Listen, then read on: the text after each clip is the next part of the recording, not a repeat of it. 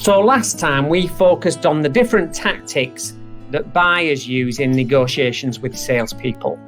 And on this video, we're going to follow that up with how you handle those different situations as a salesperson. If you missed the first part, then click on my company profile and you'll be able to see it there. So first, you'll recall that buyers are trained to make the opening bid so that they can set an artificially low benchmark from which to start the negotiation. The answer to this is as simple as it gets. You make the opening offer and you control the starting parameters for any negotiation.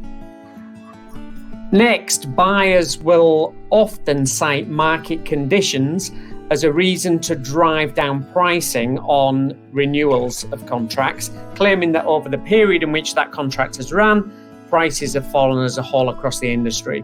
Now, your counter to that is to stress the costs of delivering your solution at the level that they're used to, and that economic conditions have driven up your cost base, which is difficult to dispute in the current economic circumstances.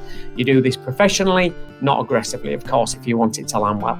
Buyers are taught to start negotiations with contract-wide discounts because they get more savings for their company.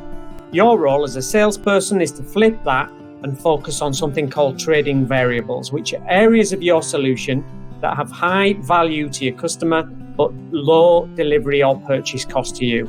So some examples include free extra places on training courses that I'd be running anyway, inbound numbers for people working in comms because they're extremely high margin, but carry a significant cost to the customer, and product which is low wholesale cost to you, but high retail cost to your buyer, or online training materials, which once created are of course all margin.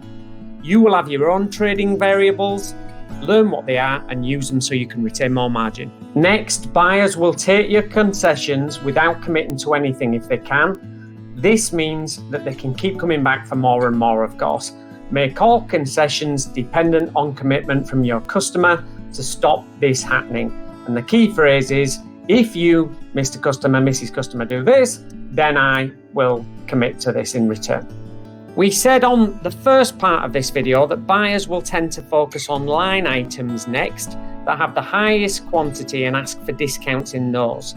They'll often say they have a cheaper quote on these as well.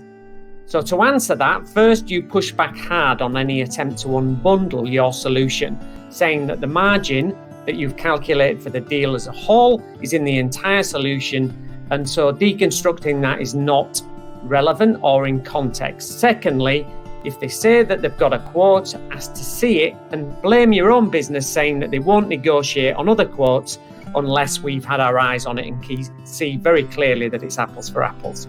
As for those buyers who promise that there's even more business for you if you just do them a deal this time around, the answer is simply no. If it isn't contracted, you cannot negotiate on it. It is a phrase you should remember for your entire sales career because it will serve you well. Last but not least, when buyers go quiet for a short time, don't offer discount to re-engage.